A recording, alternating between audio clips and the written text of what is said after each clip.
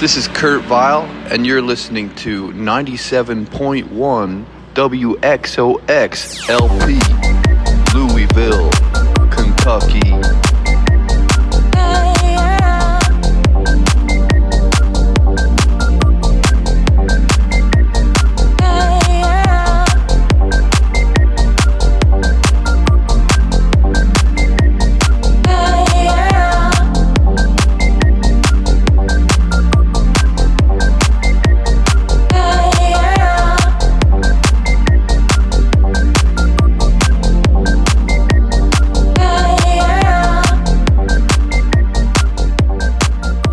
Okay, so I got Kurt here, and we're talking to each other.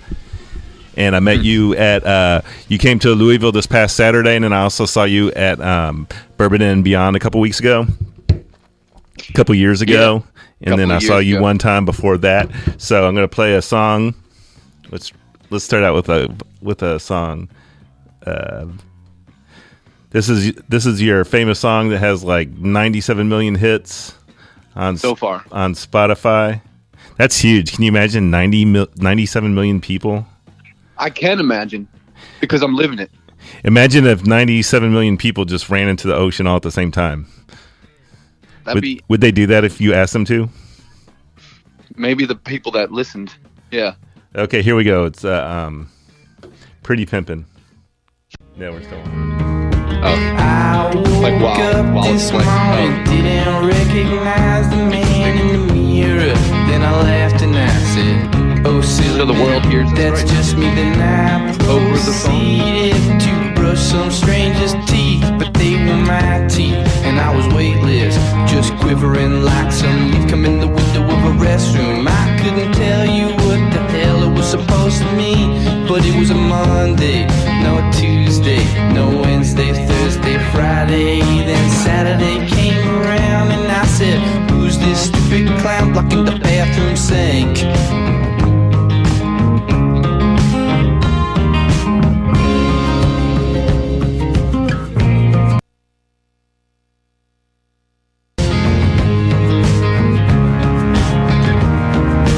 All he ever wanted was to be someone in life that was just like all I want is to just have fun, live my life like a son of a gun.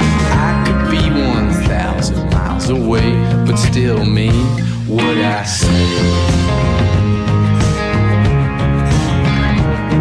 Then I woke up one morning, didn't recognize the man in the mirror. Then I laughed and I said, oh silly me, that's just me. Then I proceeded to not comb some stranger's hair. That was my style. But I couldn't tell you what the hell it was supposed to mean, cause it was a Monday, no Tuesday, no Wednesday, Thursday, Friday. Then Saturday came around and I said, who's this stupid clown blocking the bathroom sink? But he was sporting all my clothes, I gotta say, pretty pimpin'.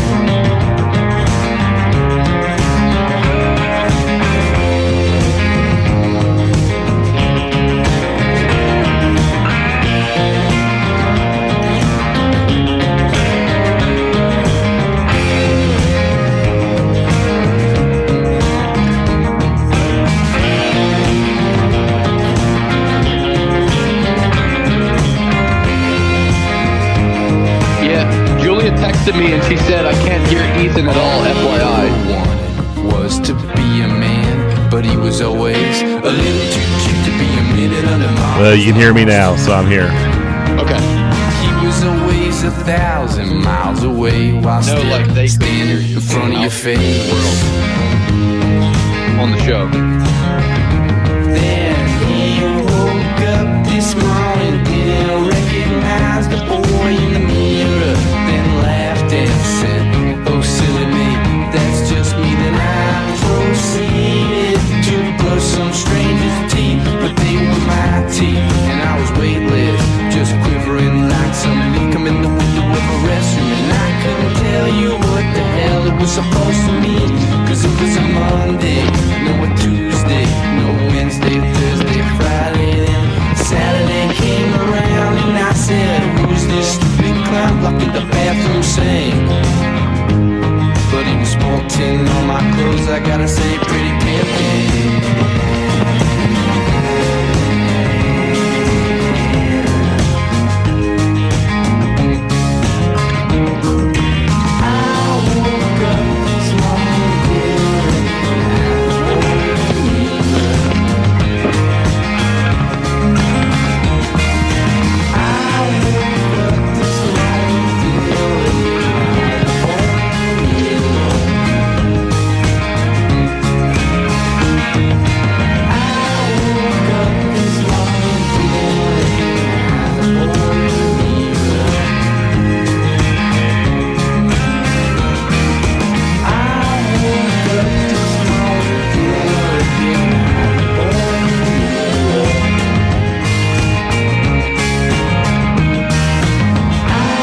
That's a great song.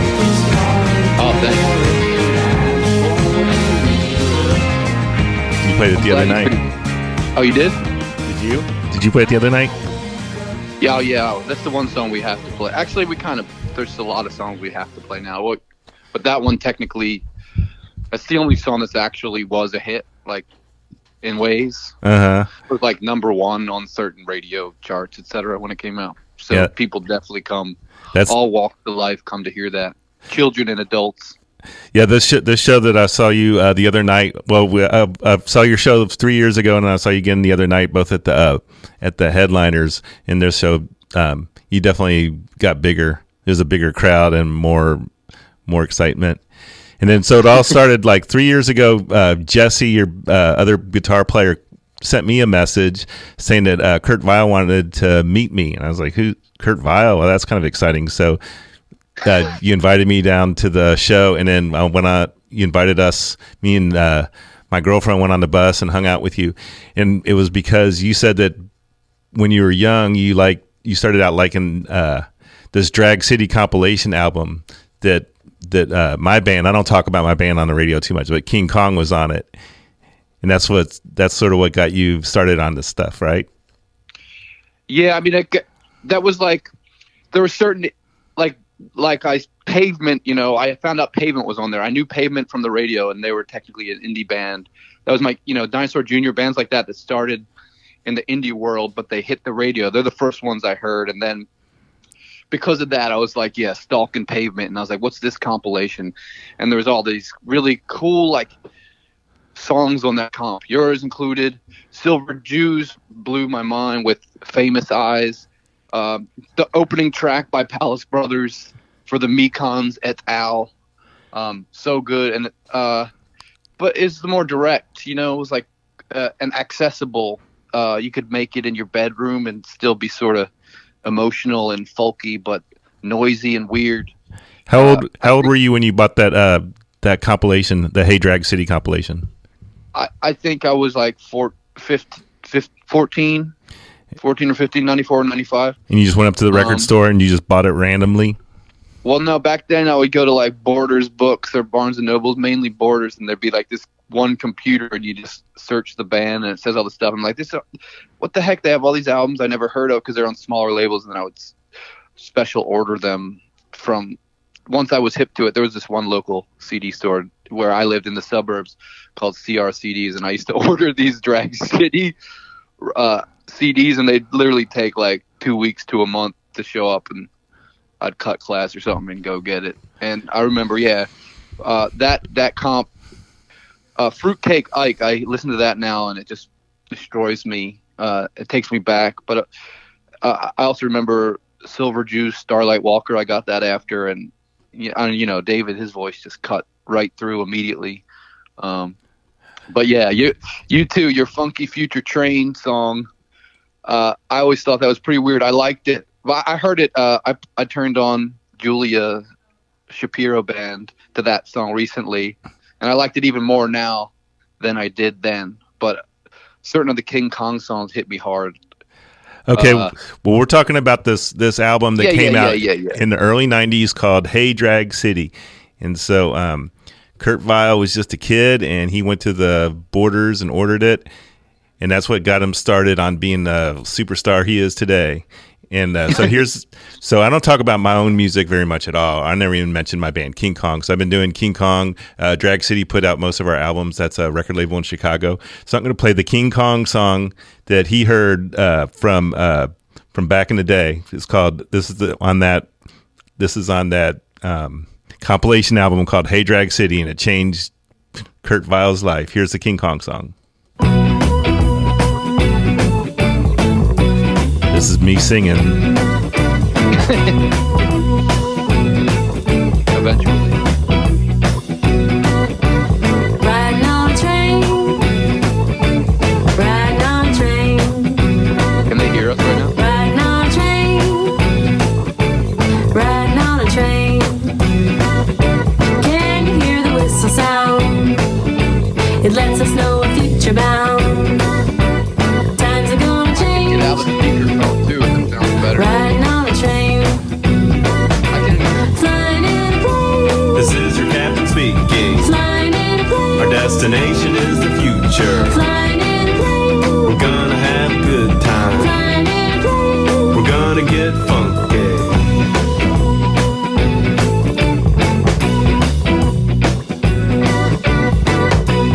I can take it off speakerphone if this sounds better too. I'm off speakerphone right now, just so you know. Riding on a train. Riding on a train. Okay. Riding on a train.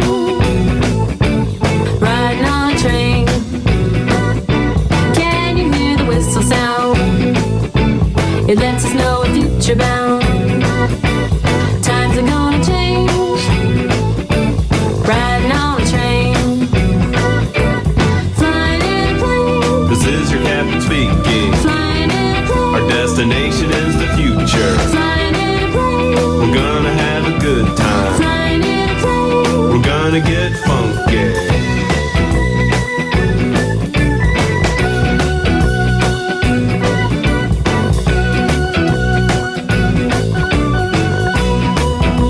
The future is funky.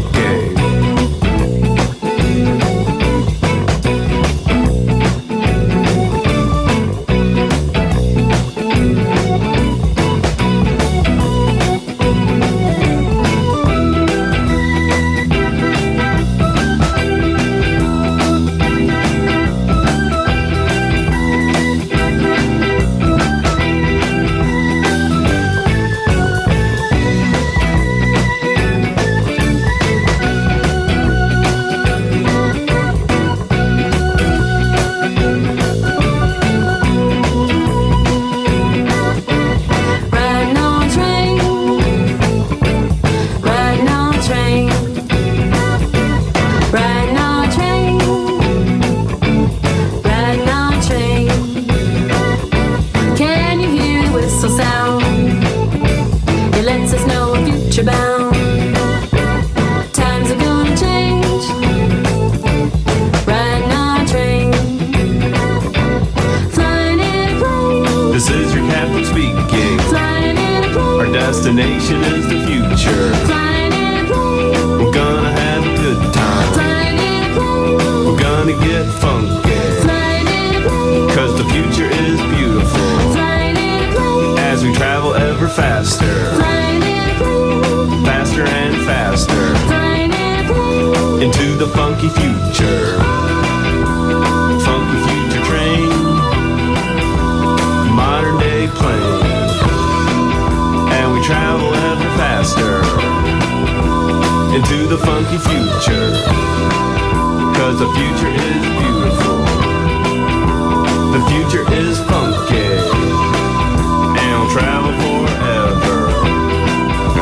Into the funky future.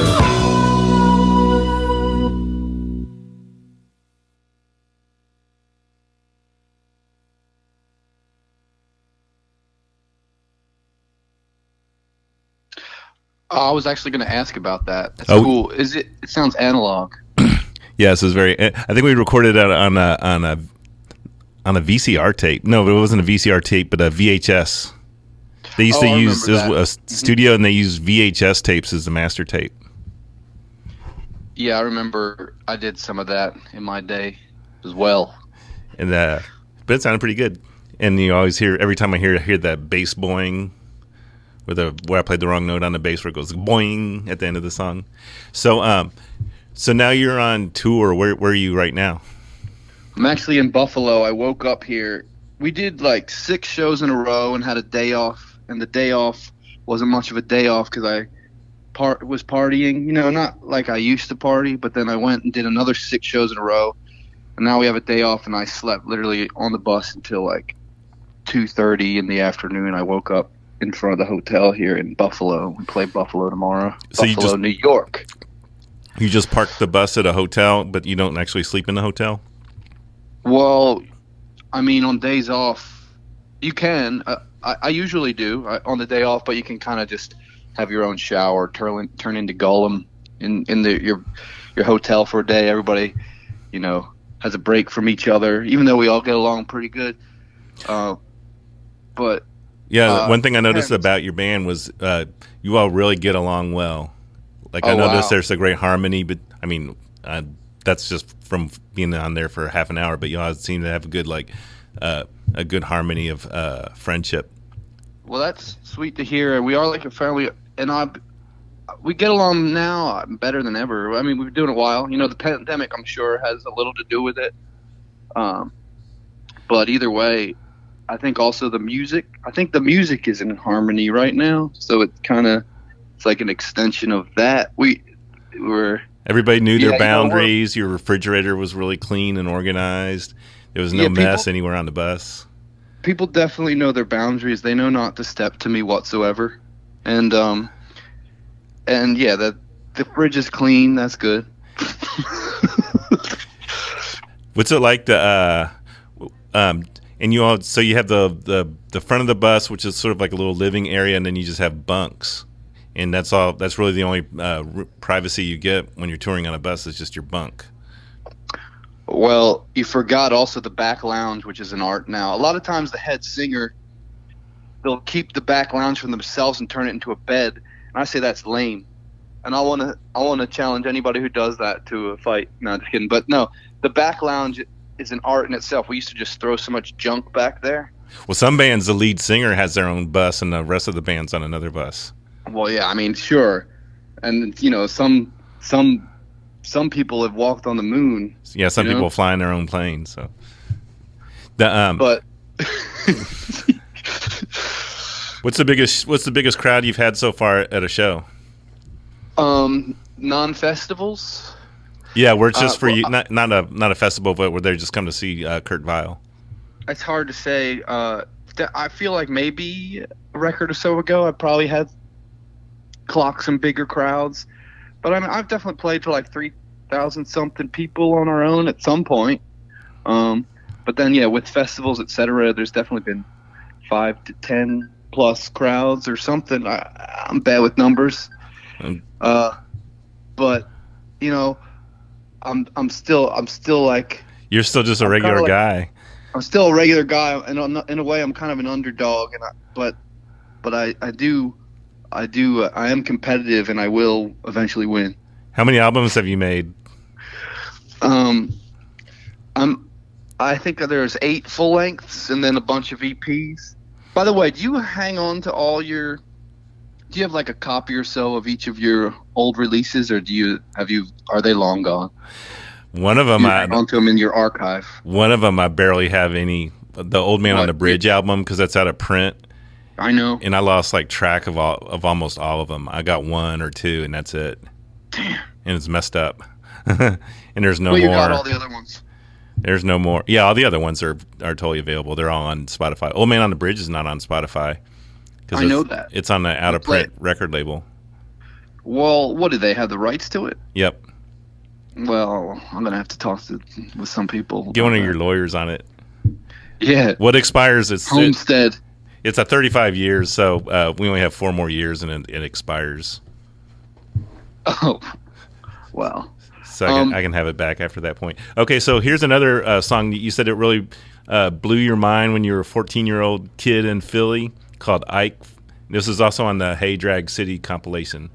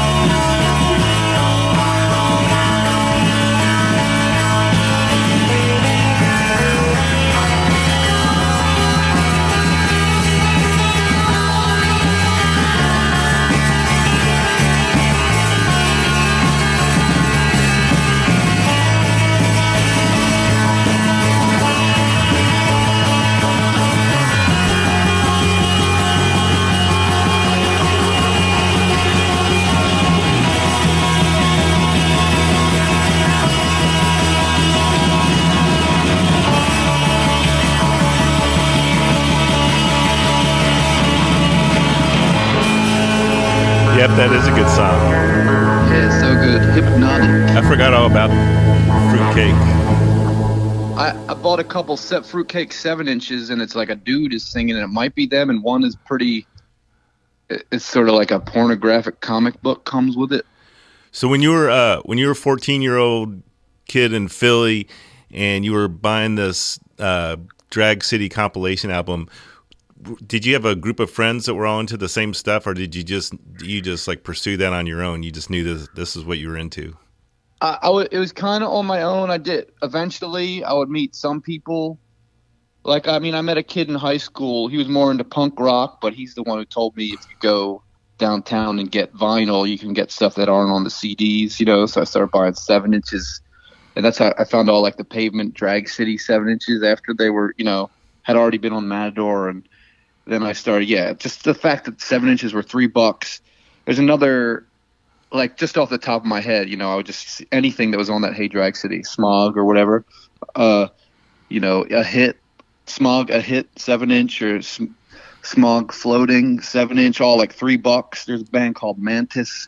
I remember getting that 7-inch. Not as good, but still, I wish I had it still. You know, I never found your Movie Star 7-inch, but now I covet that.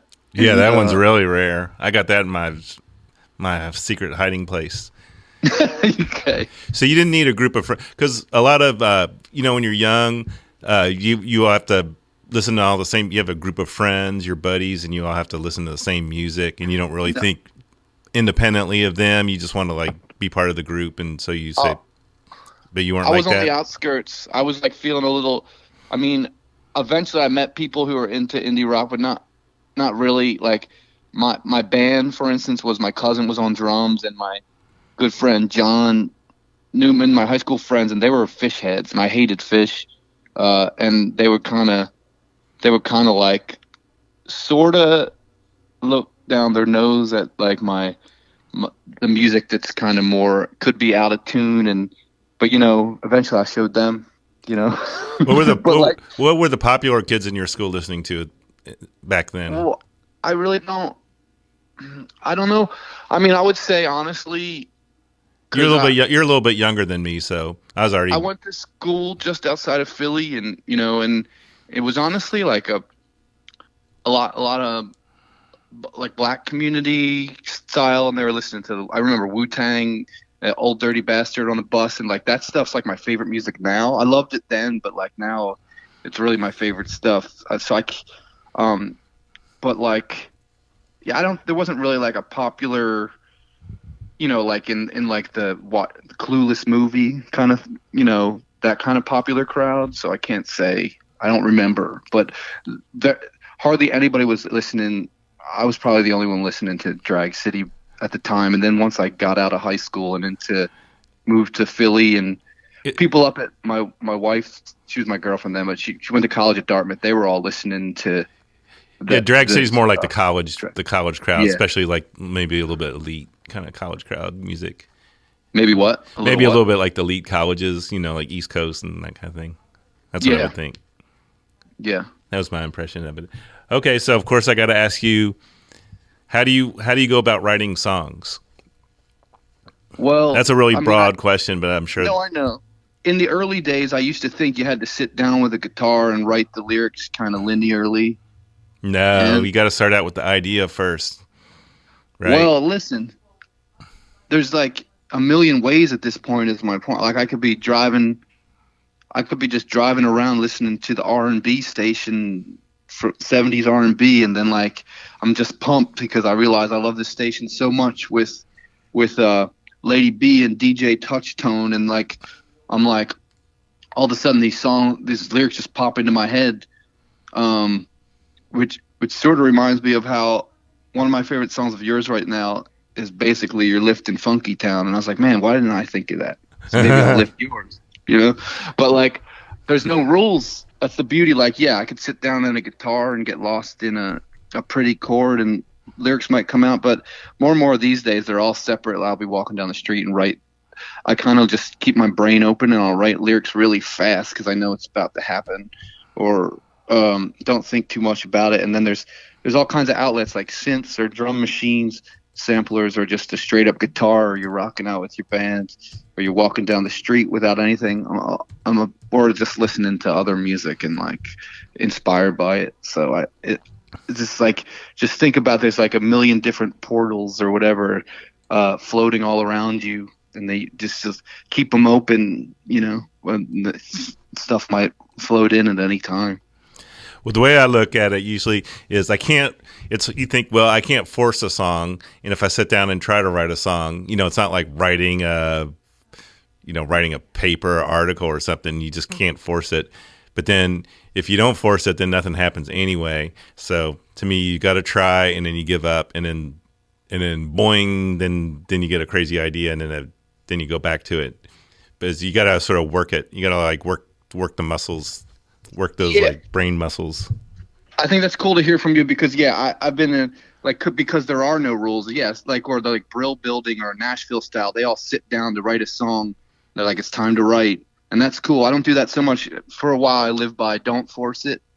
And then I used to be like, oh man, I'm not writing any songs right now. Am I washed up? What's going on? But now I'm really all about like, if I'm not doing anything, I love that too. Like, just be present and like enjoy the time you're not doing anything. So maybe I'll try and sit down and write a song to force myself a little. But I got to work out the verses. Usually I try to write the song. I start out with the title, then I write the chorus, and then I write the verses. And I spend most of my time like writing out the verses. That's cool. You know, that makes sense with you. And a few times in my life did I write something with a title first, but usually the title comes out in the lyrics. But there are a few, especially lately, and I can't even say it out loud, I have the best title. I came up with it actually while I was in Louisville. I'm going to come back to Louisville eventually. Maybe we should record some songs for a few days for no reason. Okay, but we could write a song together. Well, what's your title? Tell me what your title is. No, I'm not going to say. No, I want to know. You're not going to say what the title is you came up with? No, but I'll tell you, I came up with, I got some good album titles, and first one was Constant Hitmaker. You know, that's my first album. Constant Hitmaker. Yeah, that's good. You could have a song. You could have that song if you want. It'll help. You could write the ultimate song. Constant Hitmaker. Yeah. And then my second album, I told everybody, I was real proud of it when I thought of it, called it, you know what, my next album's going to be called Childish Prodigy, you know. That's a good title. Childish Prodigy. Yeah, but these are album titles, so yeah, you can have them as songs. Never free. Grew up. Not like Homestead. Who do you know anybody still that works at Homestead? That's who put out your first album, right? Yeah, the guy is a very good friend of mine, Ken Kacken. He's probably listening now. He lives in Cincinnati, and he was and then before that was your guy, Gerard. Yeah, Gerard. I actually wrote Gerard immediately because I've been on Matador forever. My newest album isn't on Matador, but they're still my family, you know. What's your new album out on? Verve Records. Home of the Velvet Underground and Stan Getz. Oh, wow. And me.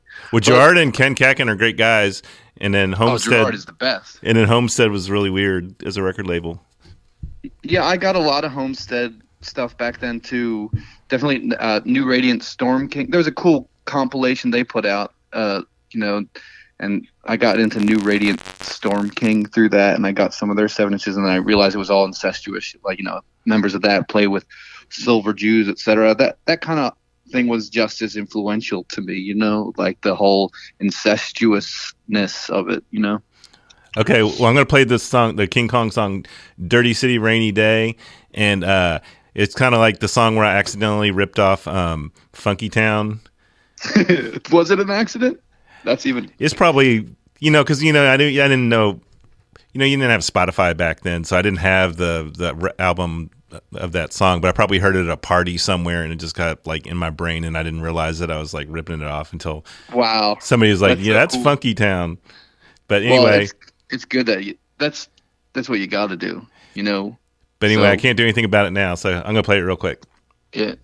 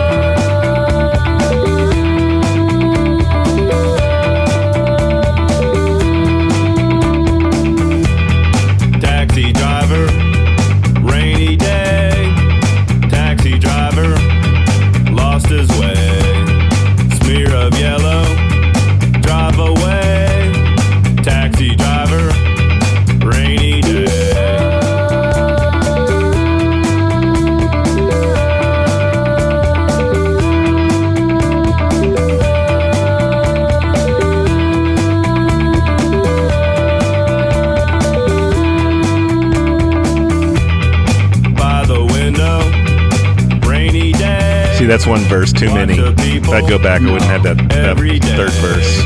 No way. Hey, by the way, can they hear me right now? I lost my way. It's too repetitive right here. No way. Rainy day. Can they hear me right now? Yep.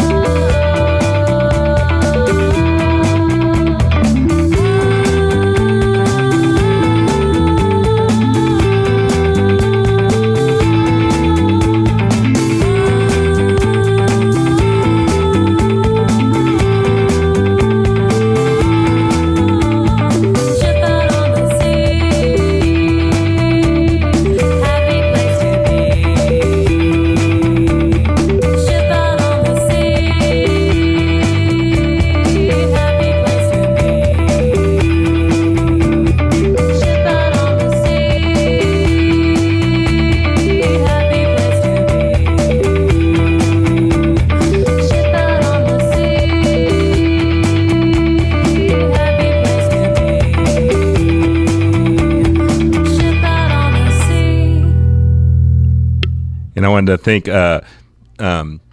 Blessing. She was the DJ before me, and her show is Wicked Women Radio Hour, and she was holding the fort down when I was getting my technical stuff figured out, getting ready to do a phone interview because I haven't done a phone interview in a long time. So what was the song? You like the Silver Jews a lot too, right? Yeah, I did. I mean, Famous Eyes Cut Through, but Trains Across the Sea is probably the first song that, well, shattered me, you know, because it's just so direct and beautiful lyrics, and his voice, the timbre just cuts right through, you know. Is that the song that you played the other night? No, we did Punks in the Beer Light. Cassie, you know, his wife, she's a friend of mine. You know, I became friends with David around 2018 or something. So I got to know him a little bit, in Cassie, but she sings in the background on that jam. Oh, okay.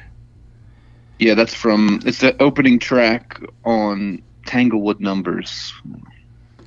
Punks in the Beer Light. And then you've been touring.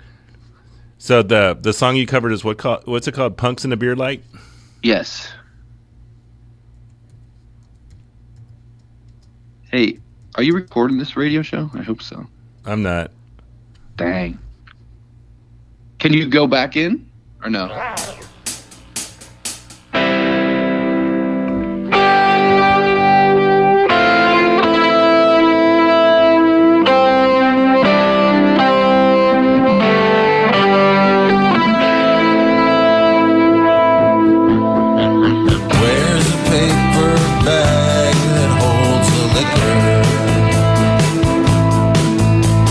Just in case I feel the need to puke.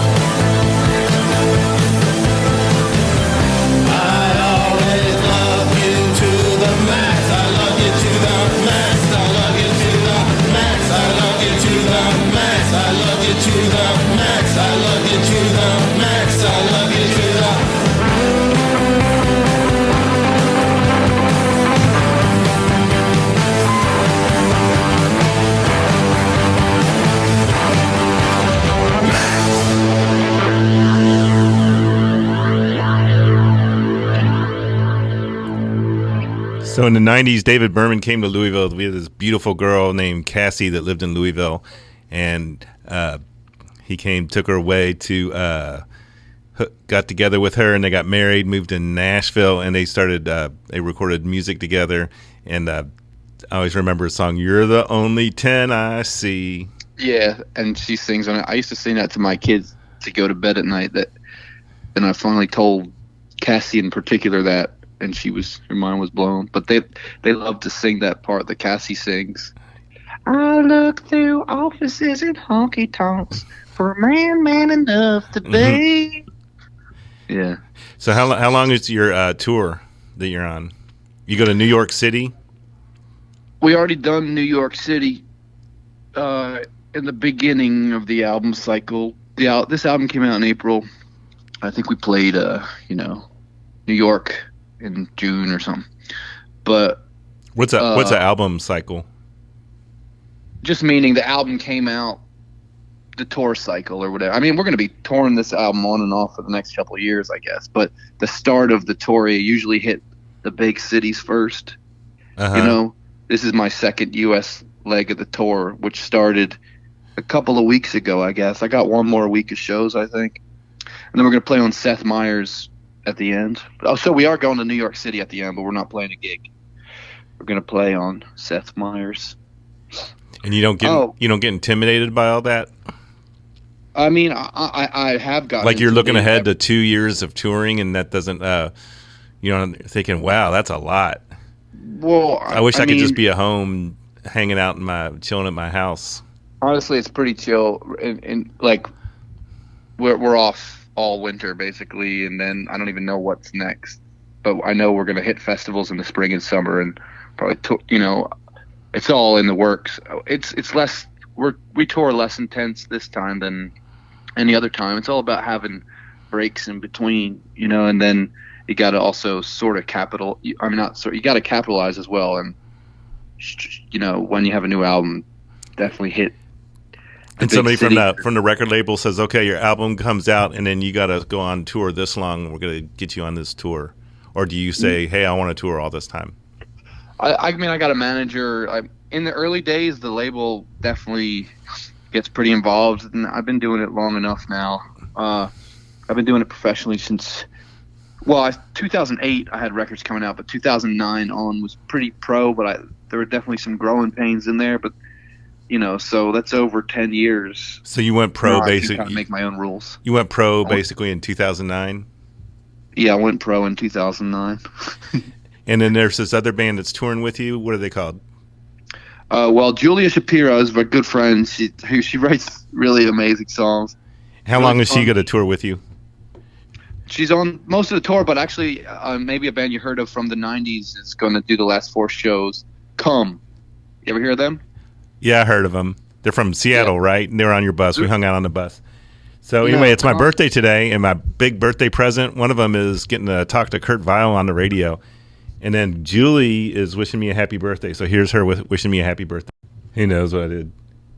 Well, maybe you could play it at the end. It's S Your Tech, because I love that message. I heard it. I screened your calls for you. It's a good one.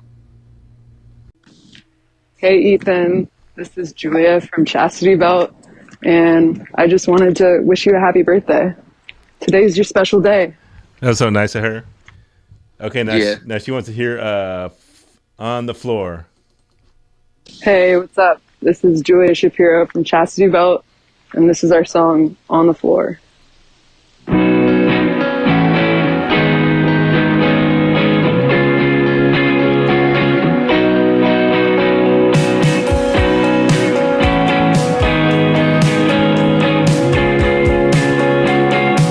I'm just going to fade out with this song. We're on the radio.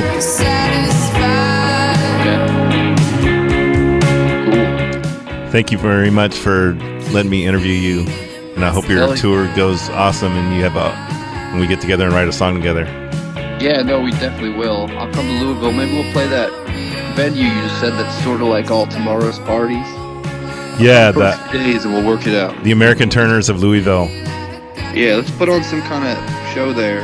Maybe we'll invite Julia and Chastity Belt and Taco Cat. Okay. and King Kong. Okay. And you can listen to it. You can listen to this show archived. It is getting recorded. But you gotta go to Spinatron. I sent you a link. It'll take you to Spinatron, and that's where it's archived for 2 weeks. Okay, cool. Because earlier I said, "Are you recording this?" You said no, and I was like, "What?" No, it is. Okay, cool. It's called Wild Dreams Radio. That's my show. Great. I liked all your intros and stuff. They remind me of through the 10s, to the 20s, to the 30s, to the 40s, to the 50s, to the 60s. Apartment building balcony. Yeah. Yeah, man. We're huge fans. We love your music. Thank you. Yeah. So coming up is the Turmoil with Brian Manley. Driftless Afternoon Turmoil at 6 o'clock. Thank you for listening to Wild Dreams Radio. And thank you to Kurt Vile for letting me interview him.